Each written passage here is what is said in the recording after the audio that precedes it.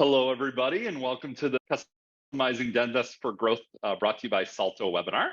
I'm Sean Riddle. I'm a regional sales manager here at Salto. Where we're going to start, I just want to do some intros so all the panelists get a chance to introduce themselves, their role at Zendesk, as well as my counterpart here at Salto. Thank you for the invite. It's an honor to be here with you guys. We've been working with Salto for more than a year now. I specifically my accounts. So really good solution, and we're gonna cover a lot during this webinar. So my name is Ivan Preti. I work as a manager of the technical account management team in the Latam region. Diego works in my team. And Cam, a technical account manager for Zendesk. It's a paid offering, so it's part of the post-sales experience. So big customers, enterprise customers, that they want to have a more sophisticated usage of Zendesk to say, and want to have experts to guide them on how to do that. They normally would subscribe for Premium Enterprise, our offering. So it's in addition of customer success, just for people to understand how it works. Dushane, you want to go next? Sure. So excited to be here with you guys. Deshani, technical account manager in the Americas, North America to be specific, and we deal with enterprise customers. And our team gets to really delve into some super cool problem statements and come up with great technical answers. And Salto is one of them. So thank you. Diego? Yeah, well, hello, everyone. Pleasure to be here. Just like Ivan and Dushani said, we are part of a larger and broader organization. We manage these largest accounts. I myself have one case that has a Salto subscription, which is probably the largest beverage company in the world, ABI. We're just starting with Salto, very excited to get the most and the power of Salto solution. So pleasure to be here, and we'll be happy to hop on questions and help you understand better how we do it. Hi, my name is Scott. I'm on the customer engineering team here at Salto, and my role at Salto is to help onboard our customers to using Salto's solution to help manage their Zendesk instances, manage all the configurations, understand where are certain aspects being used, for example, where are tags being used, how to deploy changes in between environments, and then also documenting the entire change process. So you can think of Salto as an advanced change management solution for Zendesk configuration. Cool. Well, guys, let's get started. I'm gonna start jumping into the slides here to sort of just help drive the conversation, but a little bit of housekeeping here. So as we work through this, please, audience members, please feel free to ask questions. We do have the chat in the Zoom, obviously, but we have a Q&A section. So if you do want us to catch and address your questions, please put them in the QA. Feel free to fill up the chat with your comments, but if you do put your question in the chat, it may get buried by all the comments. So please be sure to put it in the QA section so we can see it. So I'm going to hand this to Ivan to sort of talk about Zendesk and sort of the evolution of Zendesk and where things are going, sort of the high level, and then we'll jump into some of the questions. Yeah, I'll ask Dushani, to go and explain it. Go ahead, Dushani. Yeah, so this is kind of a trend report for this year. So what we do and what we have been doing is we do a trend report of the past 6 years. We do a ton of research on our customers and our customers' customers and come up with the marketplace requests and the technologies that we can provide, right? So this year, particularly, it's very exciting for me. We are taking a full stance on ML and AI. That is very exciting. So I know that AI can be a little trite these days. Thanks, ChatGPT. So, but that being said, AI continues to revolutionize customer experience, and we have been doing that and putting investments towards AI and ML for the past 2 years. And then this year, like I said, the features are very prolific. So we are helping businesses, and they can expect a significant shift in the way a customer interactions are handled. Advanced AI technology will soon become indistinguishable between your human interactions. But this does not necessarily mean widespread job loss. That's kind of one of the first things that the customer kind of, thinks about. Instead, we as Zendesk, we envision this to be a workforce that refocuses on interactions that require that human touch. Zendesk can also help the businesses overcome those challenges of creating meaningful, useful conversations between customers and bots at scale. Think of it as your, friendly neighborhood bot that does your grunge work up the front, right? So you can customize these conversations with your bots and can deliver the right information quickly to customers across messaging channels, while also aligning with the brand's tone and image, which is important to our customers. So the result is a consistent, personalized experience for your customers. And how we do this, very basically flow builder. It has been proven to improve customer satisfaction and agent efficiency, with resolution times improving by 21% on average, and CSAT scores typically improving by 2 percentage points. I can go on forever about AI and ML, but we'll further delve into this later on. The second research point and our technology prompt is ensuring our customers to have those, or our customers rather, have this fluid, natural conversation across their journey.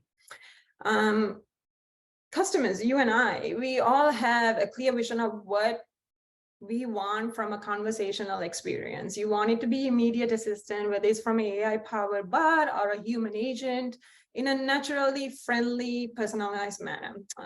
You also want that conversation to be seamless, to kind of, prescribe wherever you are. You can pick it up in a chat, then go to a call, whatever that might be, right?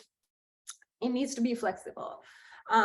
So again, how do we deliver that? Sunshine conversations.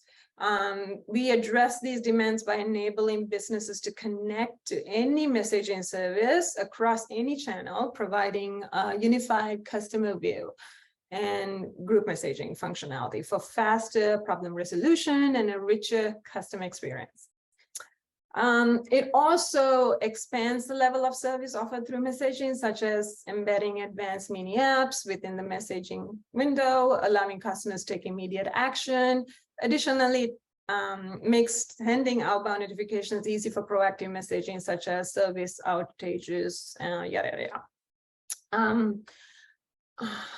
Checking time here. So next one is enabling those personalized integration systems to kind of really across teams to work better. We are highlighting that customers have a limited understanding of what this personalization truly means to customers. So the best way I can iterate this is, like, think about when you go to a restaurant that you frequent, or a cafe, right? The fact that, hey, Dashani, do you want your everything bagel with lox today? It's like, yes, I mean, craving this for this whole week, right? I'm just very enamored by the fact that this business knows what I want. So it's the same ethos. Despite having excess amount of data, businesses and leaders are struggling to leverage it effectively. So often resorting to disorganized and reactive efforts, resulting in personalization plans that do not align with what customers actually want. So we are addressing this issue by providing conversational data organization, allowing businesses to create custom automations, integrations with external systems such as, let's say, Slack or Shopify. Making rich service data readily available to agents in a unified workspace. This also enables your customer service representatives to offer personalized experiences by automating routine tasks such as customer refunds, renewals, whatever that might be. So now we jump into intent and sentiment. This is just really piggybacking off of the earlier prompt, which was to bring this cohesive understanding, right? So our intelligent triage offering is our newest offering for, which is the ML behind in the backend, which brings all of this together. So the intelligent triage feature leverages AI to automatically enrich your support tickets with highly valuable information, such as customer intent, sentiment, language predictions, giving those key information to route, prioritize, and handle interactions perfectly. So again, think of it as like your customer is coming in angry, frustrated, wanting more help. And this tees up that context right in front to the agent, so that agent can be prescriptive about how they mitigate that conversation. And we do this with our Smart Assess on the same agent workspace panel. And then we can jump into our last item, which is that agent workspace. What we're finding out is that businesses are shifting perspective on team structure. They're understanding that in a holistic way, that it's just not one aspect, like let's say sales or success are not the only entities in this customer journey. It's the support, it's everybody. So again, trying to bring everybody together and having it, we're hoping to facilitate that conversation for our customers and their customers. So providing the robust collaboration functionality in agent workspace, allowing those agents to collaborate on tickets with other teams, such as engineering, marketing, sales. So the side conversation feature unifies these conversations and documents them for future reference and context. With real-time notifications across platforms like Slack, Microsoft Teams. Furthermore, support tickets can be linked and created on other platforms such as Jira, Trello, Asana, and so forth. So here I'm gonna end my spiel. If any of this sounds interesting to you guys and you want to deep dive more, we can drop a link. We're doing a trend report where CEO will be kind of pitching this and walking through what we have to offer come 2023. Thank you. Cool. And yeah, I love that last piece about collaboration. I think it's paramount to sort of crowdsource all of the ideas from all of the agents to really formulate the best possible customer experience over time, to help it evolve and make sure that, you know, the good experiences don't go unnoticed. So good insight there. So I want to jump on to our first question here. We have a half a dozen here that we're going to spark some conversation. Looking forward to getting some of the comments and questions from each of these. But folks in attendance, please feel free to comment here, ask your own questions on top of these. But to start, we're going to talk about how Zendesk customers are operating with change requirements today, as far as what you guys are seeing in the field. How are they handling it? What are the good things? What are the bad things? Or sort of good habits, bad habits, and kind of there's perspective of your team and how you would recommend folks handle these types of requirements.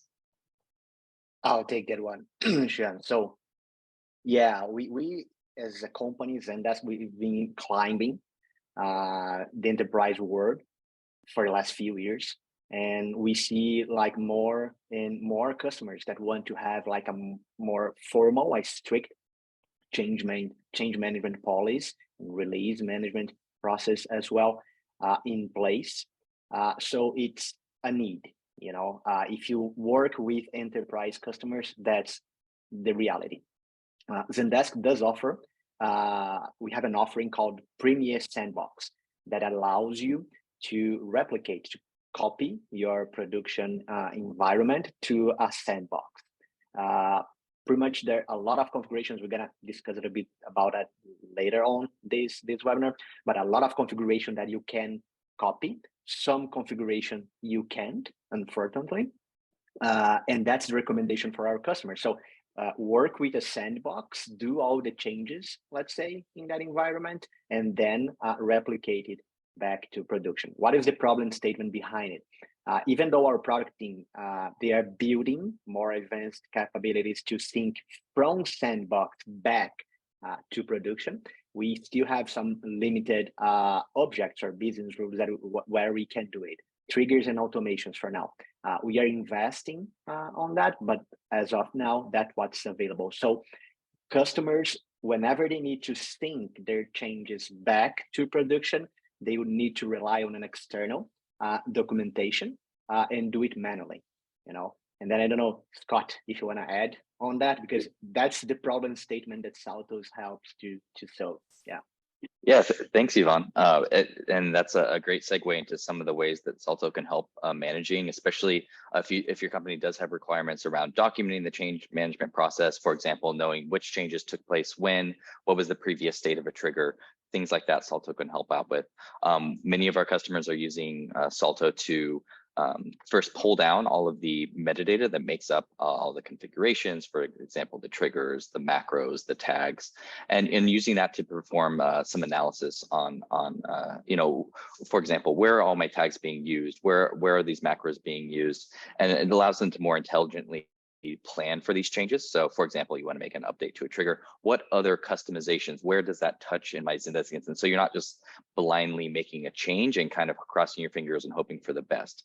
And another way that Salto is helping with our Zendesk customers is being able to actually move those changes seamlessly between environments, not only sandbox and production, but also backporting changes from production to sandbox. Because I'm sure everyone in the room here knows the pain of having to fix a trigger or a macro on the fly and not having a time to really test it out, not having time to document the whole process.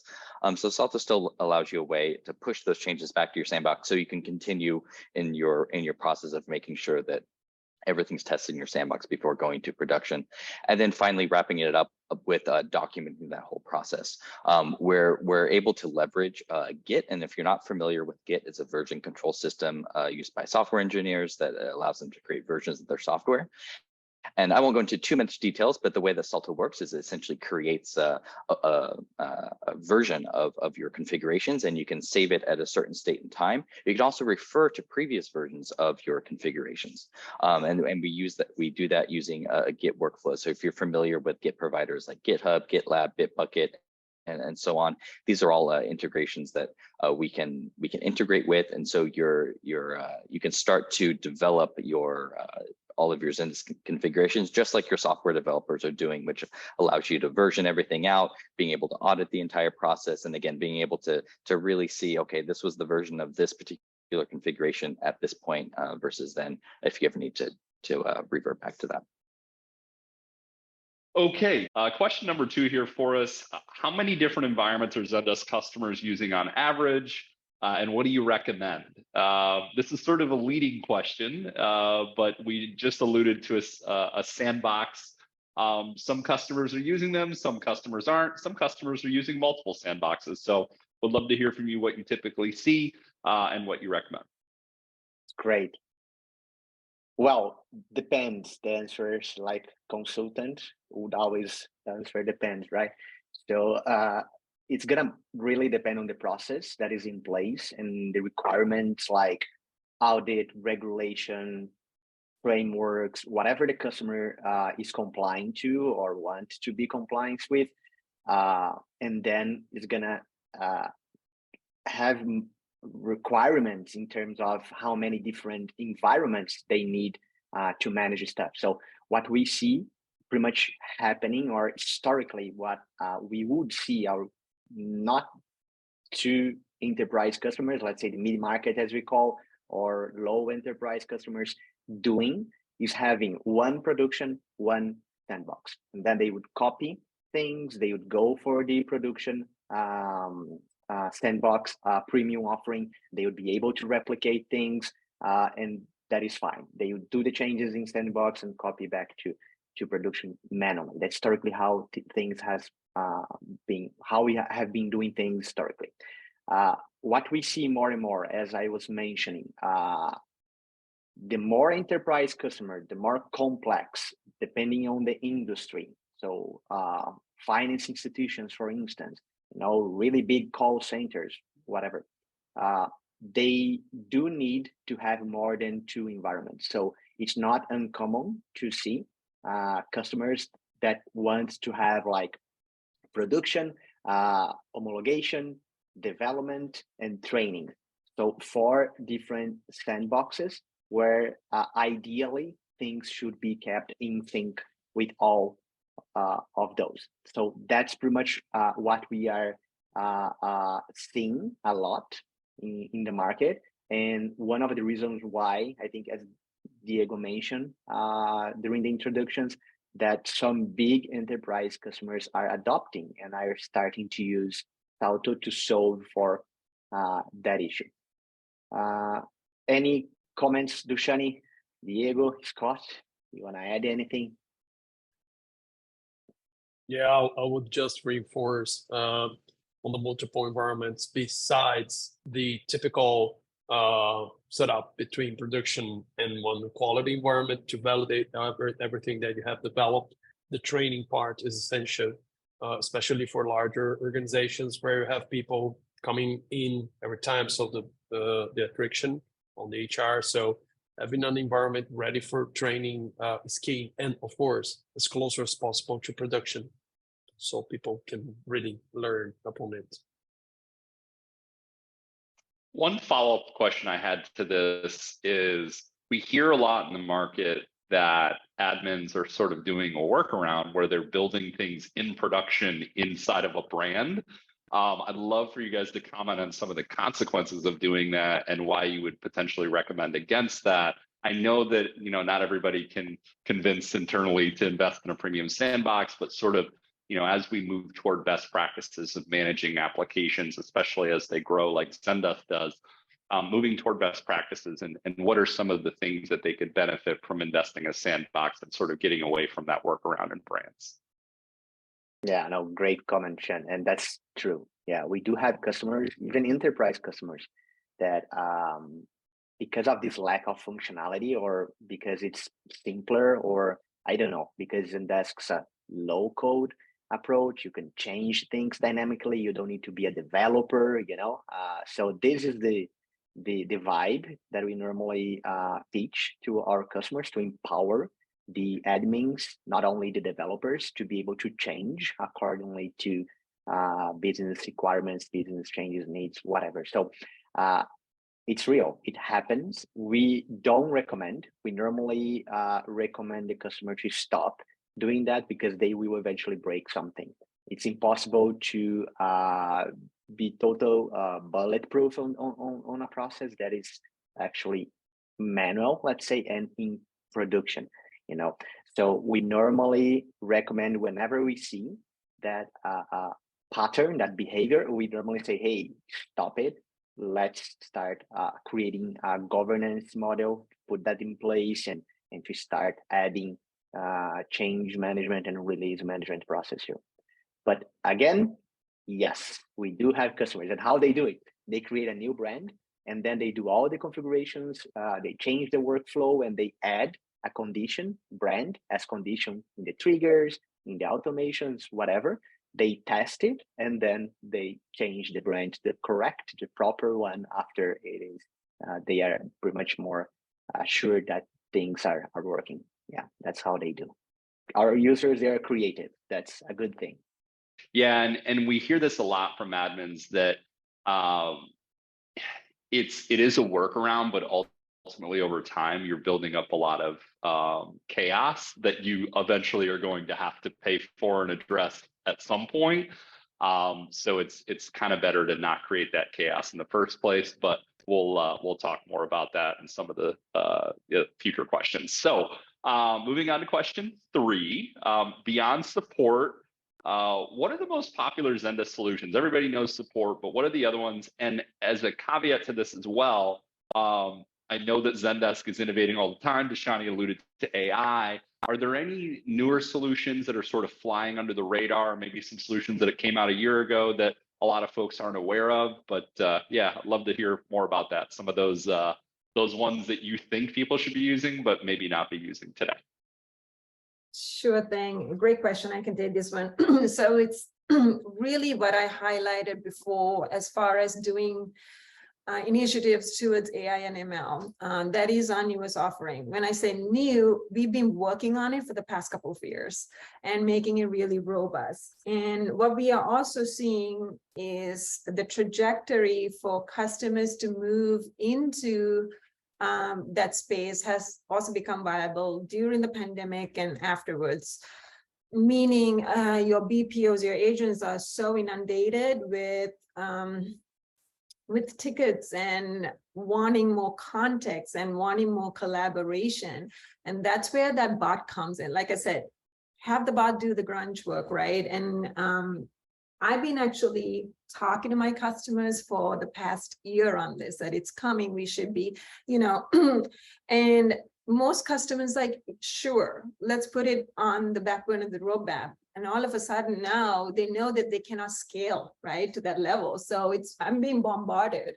And I think somebody had a question about, could Flow Builder, does it need to have messaging? Yes, it does. Now, if you have chat, you definitely need to move into our agent workspace. Why we ask you to do that is that single pane that we are offering to your agents. So to be holistic, to have an understanding of where your customer is coming from, right? We want to be able to do that. So another caveat is that, oh, we have messaging, so the agent needs to be on it 24/7 or whenever your business hours are. No. So one of my customers, how I have it implemented for them is they're an email only product, meaning they have like upwards of 1 million something tickets coming through a month. And so how we have drawn up that flow builder is that email. So you have go through the flow, your decision tree, and then it gets passed over to an agent, but the agent's not, now let's say that the answers with the articles and such are not meting out the answers that the customer wants, and he wants more information or wants more of a resolution, it gets passed on to a agent. So if you again don't have that capability of the agent being right then and there, it will create a ticket on that back end. And your agents can go in there whenever they have that time. So we also couch that. We train the customer and just couch it to say it so that the customer is not going to be frustrated at the end. That we are not replying fast enough, right? So that is that AI portion, and then intelligent triage, as I mentioned before, is ML models. Again, we'll be releasing more features come down the road, and what's exciting is too, we are having our internal knowledge base for customers. Let's say they have articles and all that, that also gets teed up to that agent.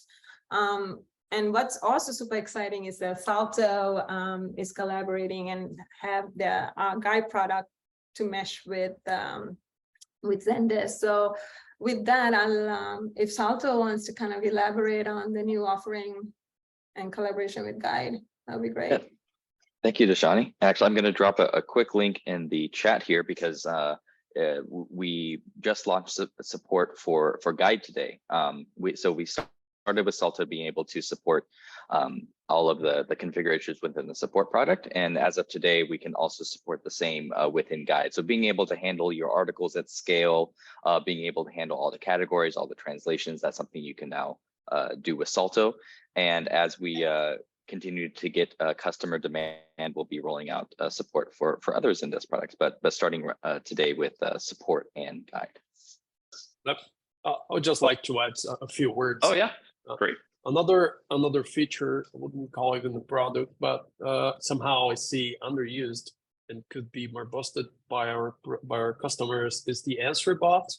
Well, it's an AI also based automation, and not only the use of this feature itself, but the use of the analytics behind it to understand what our customers are looking for, and sometimes come up with no answer, and then you can fulfill that gap by putting forward for them an article at our guide solution, or for our flow builder to be more effective and continuously addressing their topics. So you can decrease the effort of your agents on very used custom, so things that are commonly asked. So this is something that I also think it's worth talking about. Cool. So moving on to question 4. What should Zendesk architecture look like to support future growth? I know that Diego is working with one of your largest customers that he mentioned earlier at ABI, and they have all kinds of cool things going on that we're seeing because they're a Salto customer, but would love to hear from everybody sort of your opinion on architecture and what's going to set up customers to really fully utilize the power of Zendesk at scale. Yeah, I can start here, and then Diego, you add on top. Okay.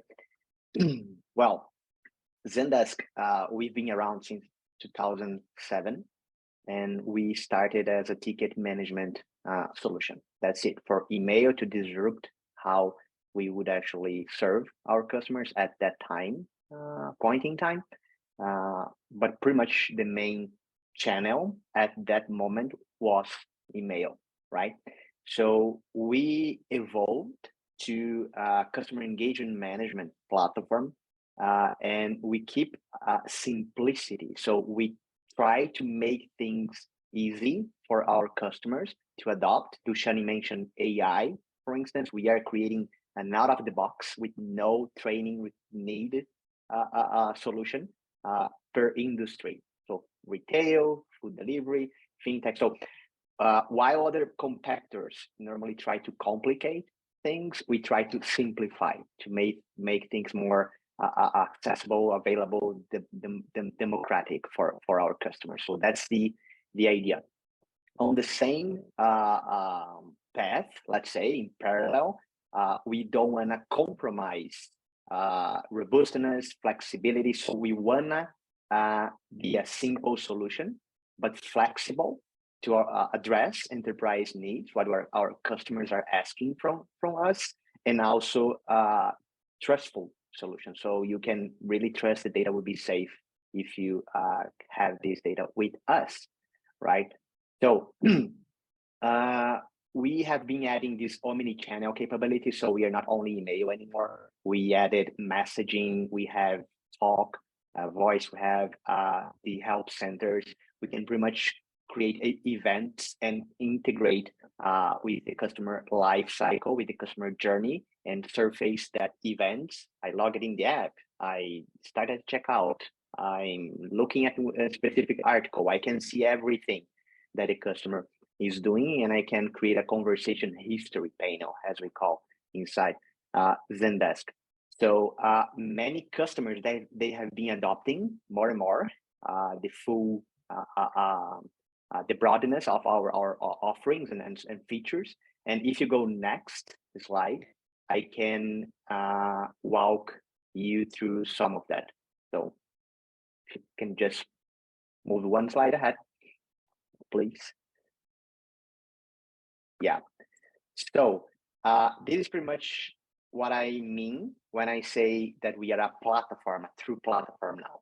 We are a complete solution for customer service, customer support, the traditional use cases, but the non-traditional as well. We call it case management. The market call it case management. So we are an omni-channel case management solution for traditional and non-traditional use case. We do have very powerful workflow and integrations capability. That's the next. I'm going counterclock. So we enable our customers to create workflows in a low-code mode, as we described before. So it's very simple. If I need to change a routing strategy, a view, a group from agents, organizations from users, whatever. If I need to change SLAs, if I need to change schedules or operation hour time, so I can do it in a very simple and straightforward way. At the same time, we can integrate. We have webhooks, inbound and outbound webhooks, So we can actually get data from Zendesk to external solutions and get data from external solutions inside Zendesk easily. So API first technology, right? AI, I'm not going over again. We explained already. We are massively investing. That's our big bet. Flow Builder is the new answer bot, as Diego mentioned. Flow Builder is gonna replace everything. Is gonna be everywhere, where you're gonna be able to create flows and leverage customer data to influence that flow, bringing a more personalized experience. So that's the idea. That's from the customer perspective. For the agent, just to not miss that point, for the agent, we are building Smart Assist, and we are bringing in the agent workspace the next best action. So what the agent, should be doing to better serve that customer. So that's the idea. Professional services, we do have people available to support our customers on implementing everything. Things, design, ideation, to really go to what we call a learn phase, to learn more about the processes and then implement the full omnichannel strategy using Zendesk, so we can help along the journey, regardless of the moment and maturity level you are. So that's pretty much a benefit, let's say, a value add that we have from Zendesk. Trust, security, and privacy. So pretty much we operate on top of AWS public cloud, and we comply with everything they comply with. So all the certifications they have, regulations they need to follow. So pretty much that brings a lot of predictability to our infrastructure, to say.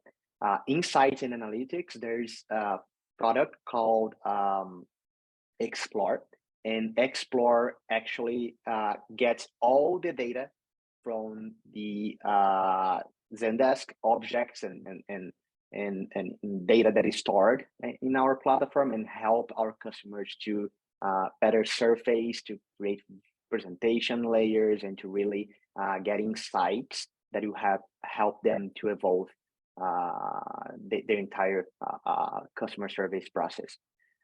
Platform, we can build using our SDKs and our ZAT framework, Zendesk Application Tool Framework.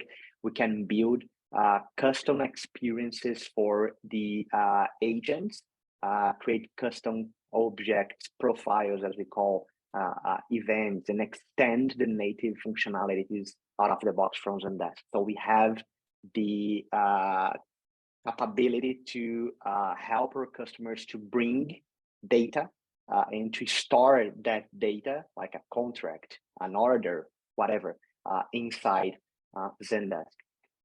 And to close the loop, personalized experiences or conversations here, we are going all in messaging. So we really believe that asynchronous messaging is the future.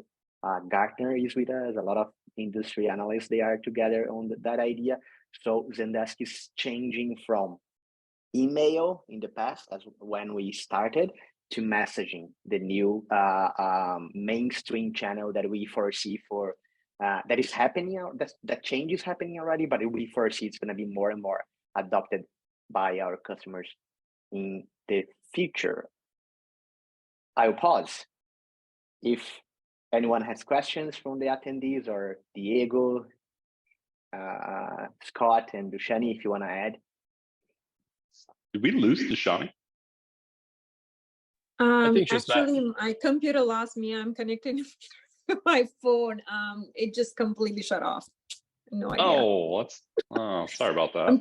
I rebooted, so I'm good. Nothing to add. I think, Ivan, you covered it. It's exactly that. And I also wanted to add that AI and ML, we do the heavy lifting for you. People get a little bit scared that it's going to be a challenge. Something like Flow Builder, all we need is a decision tree, and you go in and you configure it. It's super easy out of the box. Done and dusted. Yeah, typically want to provide, between instances. Well, I can dig into that. Of course, in the heart of what is taking place at our workflows are the business rules. basically, which means our triggers to route tickets and conversations from groups, automations running essentially hourly, and of course SLA policies. Well, also a very important business rules, and a bunch of others like forms and custom fields, custom objects. On the top of that, I would say the first two ones perhaps are the most important. So moving triggers between environments, moving automations between environments to start with. And well, when the customers are able to do it, because let's think of, for example, replicating users or data. Well, yeah, that's important, but usually, even if you're not closer enough to what your product environment looks like, you can still simulate some new features, some new business rules. So in the heart of that, I would say the first two ones would be the most benefit that our customers can get out of that. But well, the more we have it, like Salto can provide us with all of the objects, absolutely the better that could be. Organizations, webhooks, just like Ivan mentioned for the last slide, it's something that for particular customers, it's very, very important if they have an outside structure like the data lake or analytic structure to consume data or to ingest data into Zendesk as well. Views, sometimes it's, I wouldn't put on the top of importance, but it's also useful to test some views and environments and move from quality to production, and so on. So I don't know, Chani, Ivan, if you have also your insights about this. Yeah, maybe Scott, if you just describe briefly what you guys can do, I think it's going to be beneficial for everybody. Yeah, so this is a pretty big part of what we see with customers and how they're leveraging Salto. So let's say, for example, you have some new triggers that you want to implement, but you want to test those out in your sandbox instance or another environment first. With Salto, you're able to do your testing in that separate environment, and then when you're done with your testing, Salto allows you to deploy those changes directly to whatever target environment that you need to in Zendesk. So this can allow you to really focus on the testing, making sure that the rules make sense before, rather than having to manually replicate them in your production environment. Another object that I actually see being managed a lot with some of my customers is macros. So being able to, and the testing process with macros is not necessarily as intensive as maybe like a trigger, but they can be very, very important. So let's say you have a macro that provides some text back, maybe like an email address or a company name. And let's say that you update your company name or you update that email address that you need to do. That can be a pretty, I mean, easy change, but you have to do it many, many times. With Salto, you're able to do these bulk changes.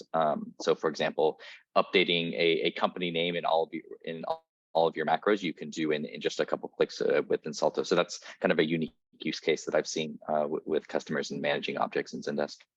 Yeah. With the time that we have left, we've got about a little over 10 minutes here. I wanted to just jump into Q&A, give the audience a chance to ask any questions, thoughts that popped up. And we actually had one come in from TJ, our friend TJ. So I'm going to let Scott read off this question and then answer it.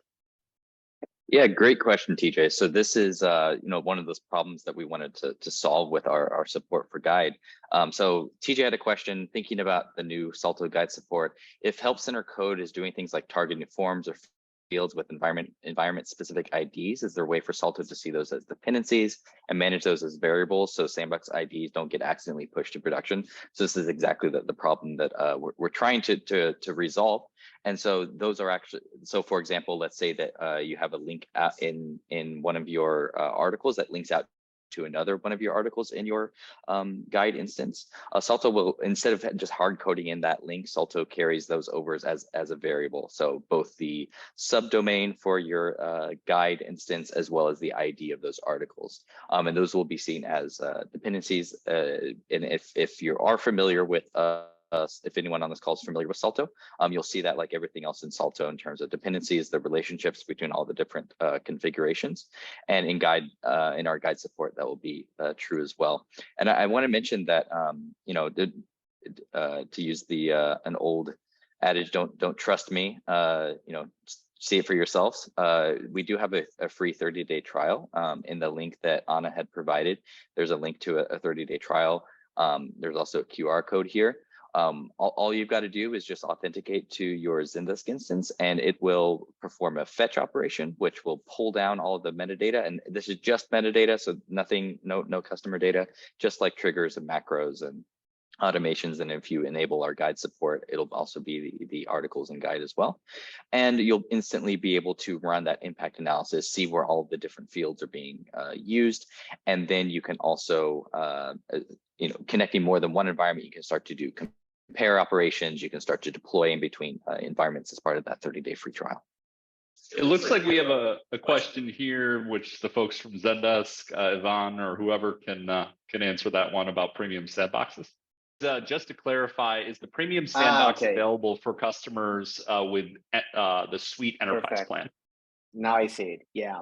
I think only for Suite Enterprise Plus. So if you are on Suite Enterprise, it's likely an add-on. You need to ask your sales team or to add that as part of your subscription. For Enterprise Plus, I'm pretty much sure it comes with that. For enterprise only, I don't think so. Yeah. I did want to wrap up here. Thank you guys so much for your time. This was awesome. Well, thank you guys. Happy Thursday, almost the weekend, but thanks for joining us for the Customizing Zendesk webinar today, and we'll see you soon.